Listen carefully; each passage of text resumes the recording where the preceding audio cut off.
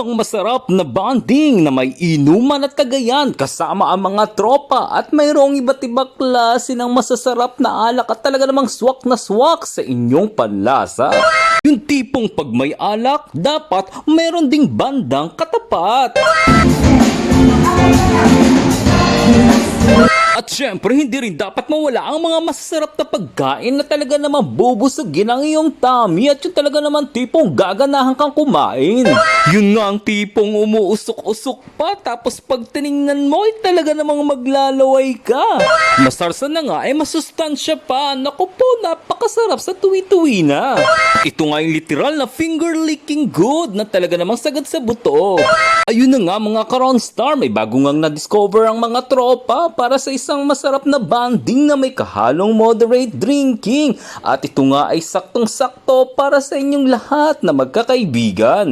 At ito nga ay walang iba kundi ang Race Mode Cafe na matatagpuan lang sa second level. At ito nga ay dito lang sa likuran ng Miamor Hotel. At sa may gilid lang din ito ng McDonald's dito lang sa Bacau along Antero Soriano Highway sa General Trias, Cavite. At dahil nagkayayaan nga ang tropa kaya tara samahan nyo kami. Ito nga pala yung papasok just few steps away from the main road. At ito nga umakyat na tayo ng hagdan papasok dito sa kanilang Race Mode Cafe. At finally nandito na nga kami sa loob ng kanilang pinakang cafe. At tara itur ko kayo kung anong itsura ng kanilang loob. Meron nga sila ditong pinakang waiting area kung saan meron din sila ditong billiard table. And then ito nga yung kanilang pinakang loob na fully air conditioned.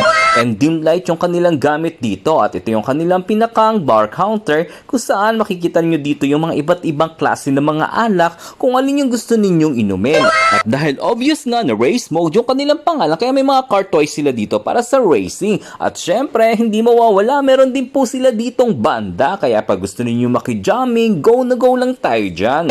At hindi nga ako makapaniwala mga ka-Ronstar na kahit yung kanilang location ay medyo tago mula sa pinakang main road ay napakarami nila ditong customers or mga parokyano na talaga namang pinupuntahan yung kanilang lugar.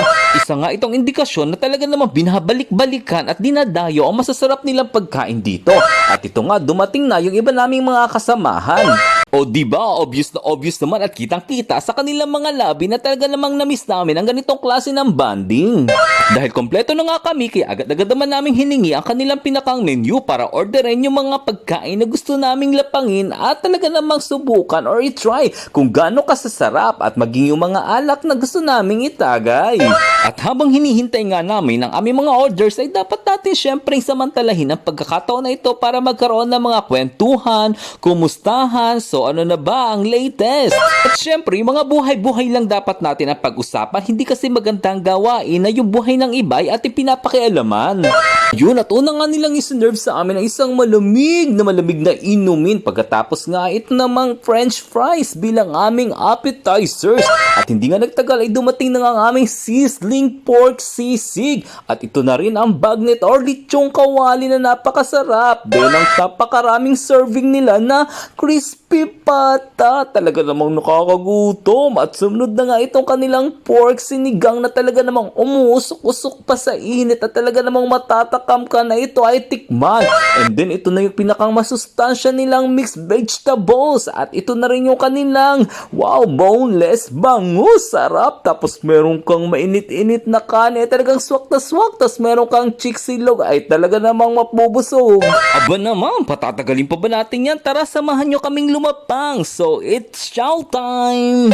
Sabi nga, mas sumasarap ang samahan. Lalo na kung merong kwentuhan at masarap na pagkain sa hapagkainan. Pero in fairness, real talk muna tayo. Abay talaga namang napakasarap pala ng mga pagkain nila dito sa Race Mode.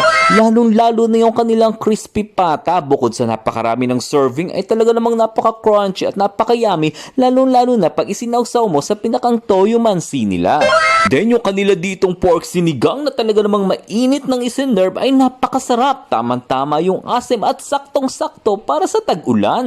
Kaya nga kung sarap lang din naman ang pag-uusapan, naku po, diet, kami ay iyong lubayan.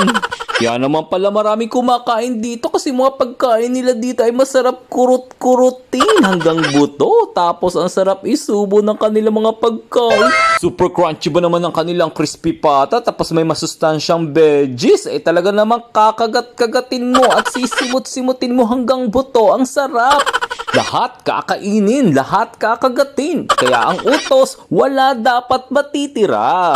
Eh kung mga katulad ba naman namin ang inyong makakasalo sa isang hapagkainan, ay ewan ko lang kung kayo ay mag-iinarte pa. Wala mo nang arte-arte, dapat lahat tayo ay low-key. Pagkain ba naman ang pinag-uusapan? So go lang ng go!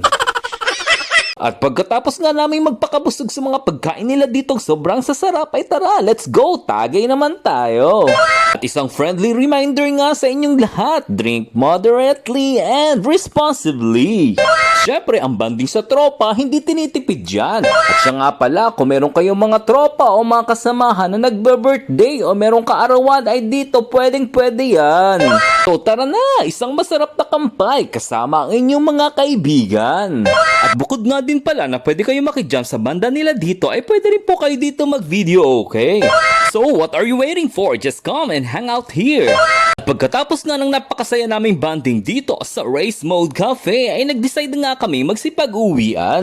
Grabe, sobrang nag-enjoy talaga ang tropa. So thank you so much for watching mga Kronstar, and see you again on my next video. Hi guys! Hi guys! So thank you for watching.